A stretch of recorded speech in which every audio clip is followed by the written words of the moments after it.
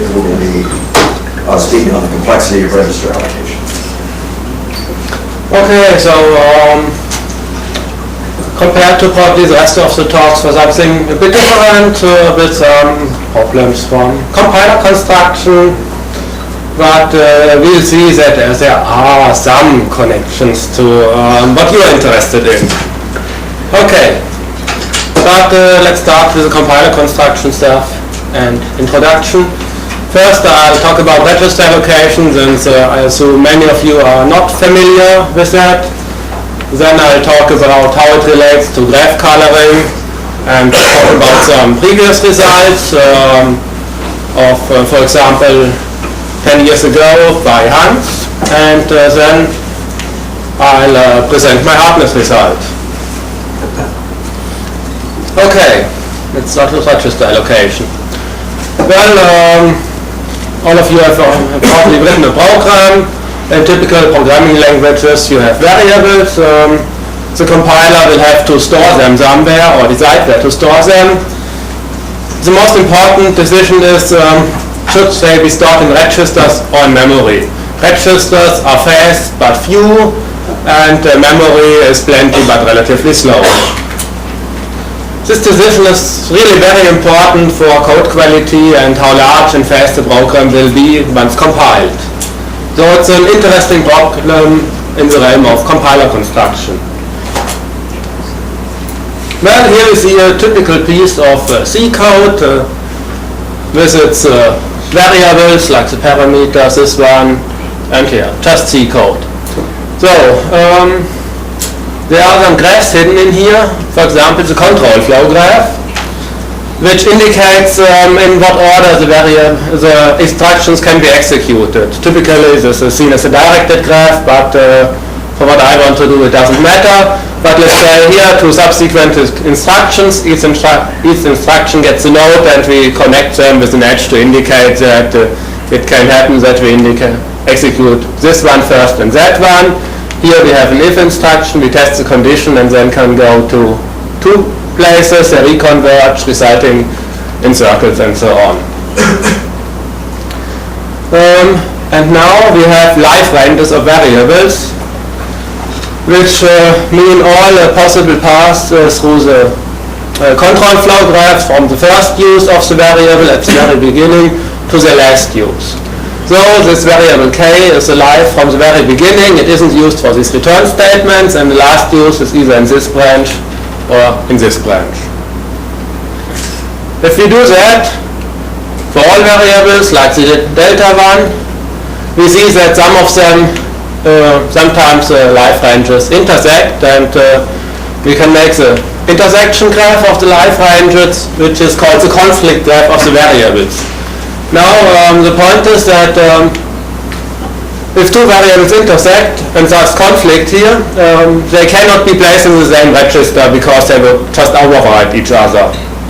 So essentially, we want to find the colorable induced subgraph of this conflict graph. So this is a bit more formal definition of the register allocation problem, which will be useful for the hardness result. So as input, we take the program, typically given as a control flow graph, annotated with live ranges. We use a parameter, the number of registers available in the target architecture.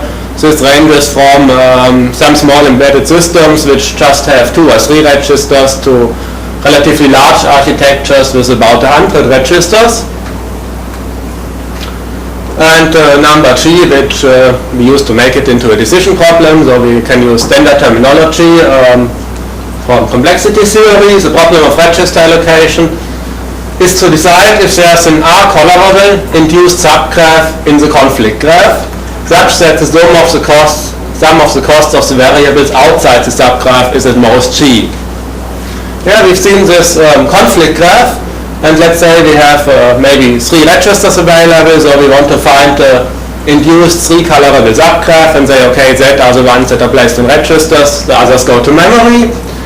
And we have this cost function associated with each variable, which says how how important it is to put that variable into a register. If the cost is high, it means that variable is read and written to very often, so we save a lot on time and code size if we put it into a register versus putting it into memory. That's the motivation for wanting to essentially in the compiler to minimize this cost, and for this decision problem formulation that we want to decide if we can do it so that this cost is at most cheap.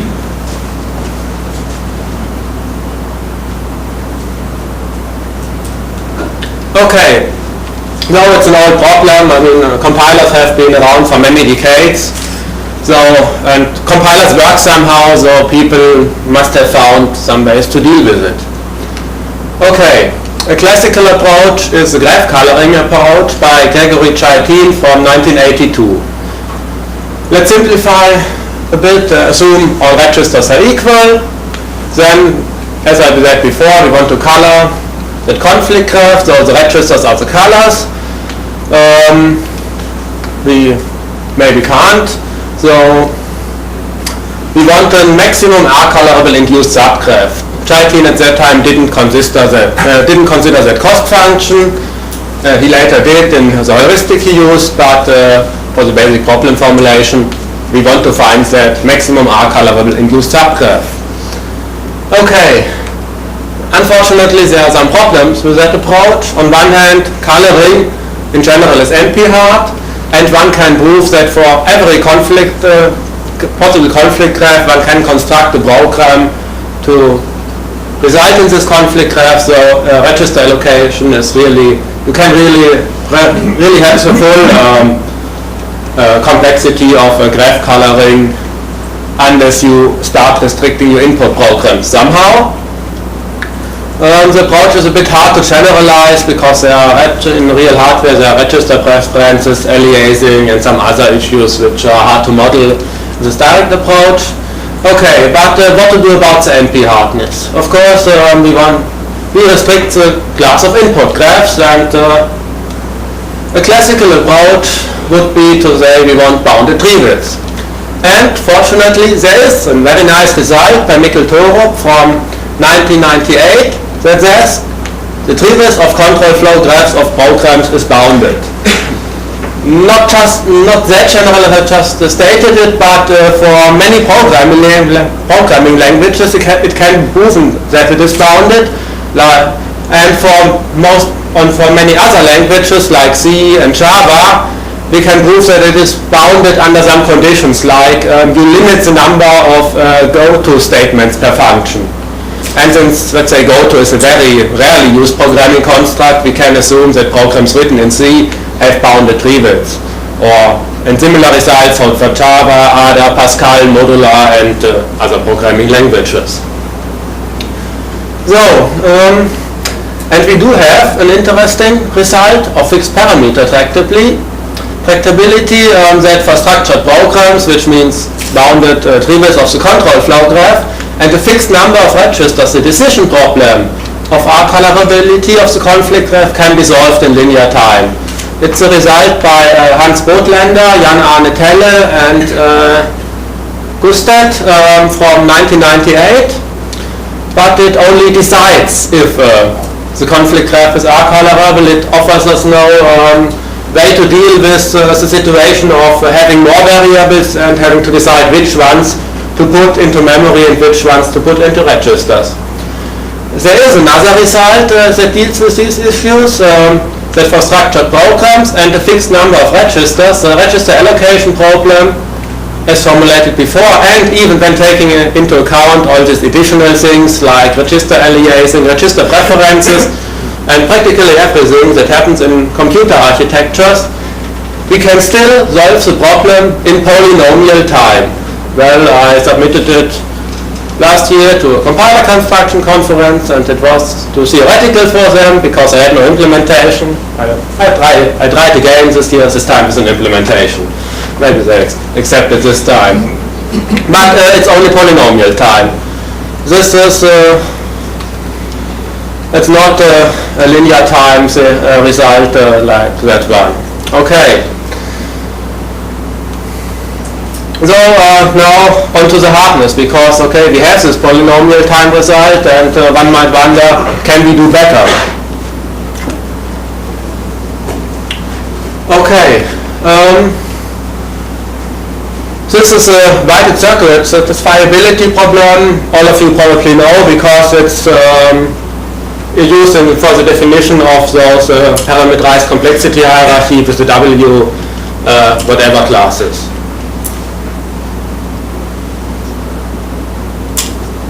Basically, you have a circuit,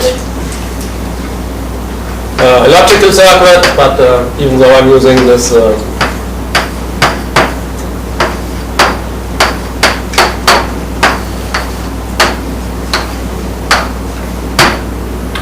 and the question is there a way to get a satisfying assignment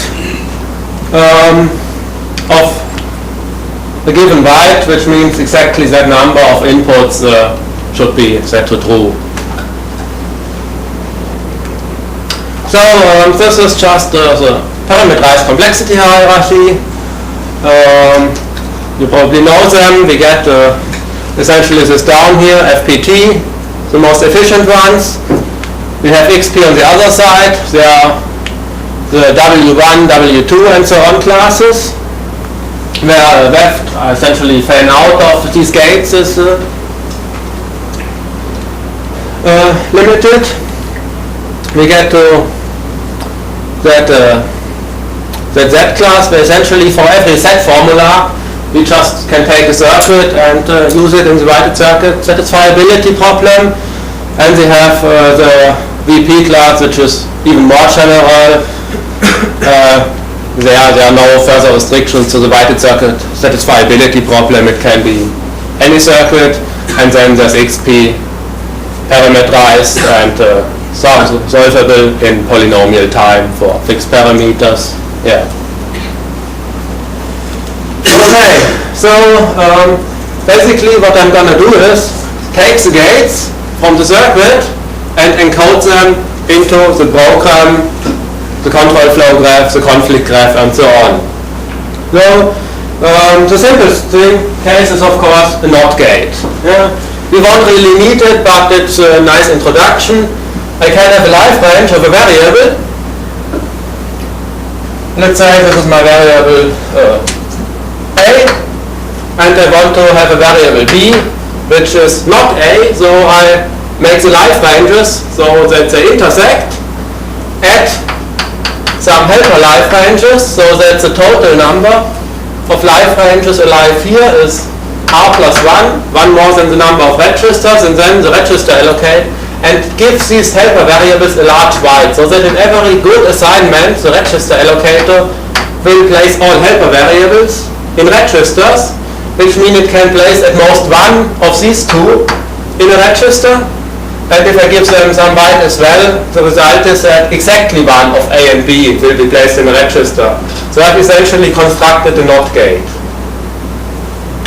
And the same idea carries over to more complex gates. This is basically the idea for an OR gate. I have a gate with inputs A and B and output Y,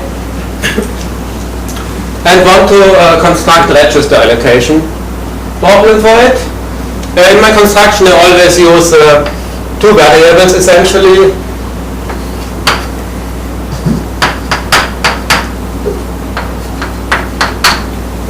One for the variable itself, one for the complement. And the idea is that I make nodes in the conflict graph for every variable, like here. And these gray circles are cliques. Cliques of size R plus 1, and there are some helper variables in it of sufficient amount that the cliques have size R plus 1. And then we essentially, we have one clique that ensures that at most one of A and not A is true. One clique ensures that at most one of B and not B is true. One for these and these, and this results in formula like the middle clique gives us not A and Y and not B, and the clique on the left here gives us not A and not Y, and the clique on the right side gives us not B and not Y, and as you can easily verify, combined with those that we never have not A and so on, and combined with the register allocator, there is as many variables as possible in registers. You can easily verify, let's say with a truth table or whatever, that this results in an OR gate.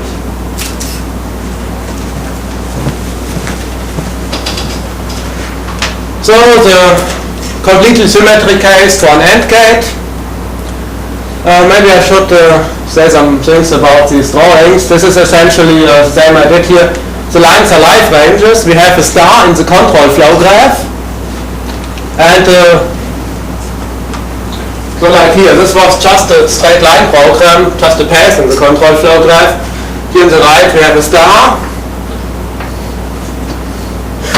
And the lines here indicate that, well, on that part we have those two variables alive, here these three alive, and the helper variables, and so on. And you can combine these into a complete program with control flow, essentially flowing from down here out these ends, and these are essentially dead ends. You can place return statements or something like that there. And thus translate the whole circuit into a program. Here's a small example. We have a circuit with an AND gate, a NOT gate, two OR gates. The NOT gate is not really explicit because I always carry the complement of all variables with me, so there are always these two lines, one for the variable, one for its complement. We have the OR gate down here, another OR gate and the AND gate, and the NOT gate, or not being there of the NOT gate, is essentially just swapping those two. Okay. So, what does this give us? One interesting observation is that the trees of the control flow graph of the resulting programs, the combination of stars that we have here, we have one star here, and then the path leading up here, path leading up here, another star, and up here we combine all of them to ensure that at most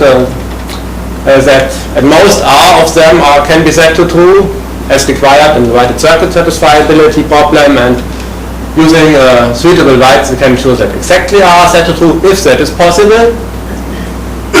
But the trees of this control flow graph is at most one more than the trees of the underlying graph of the circuit. Essentially we have subdivided some lines, we have added some dead ends, and we have added the one additional node which might have increased our tree width by one, but the tree width is at most one higher than that of the original circuit. As I already said, the one additional node that is responsible for the increase in tree width ensures that the right number of inputs is set to true, and with choosing suitable bytes, which we can by just reading and writing both the main variables and those helper variables more or less often, we can ensure that finding an optimal assignment of variables to the registers results in a definite yes or no answer of the weighted circuit satisfiability problem.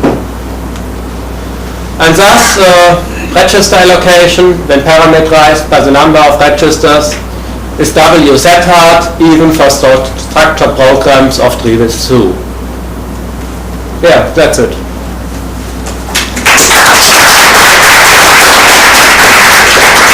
Any questions?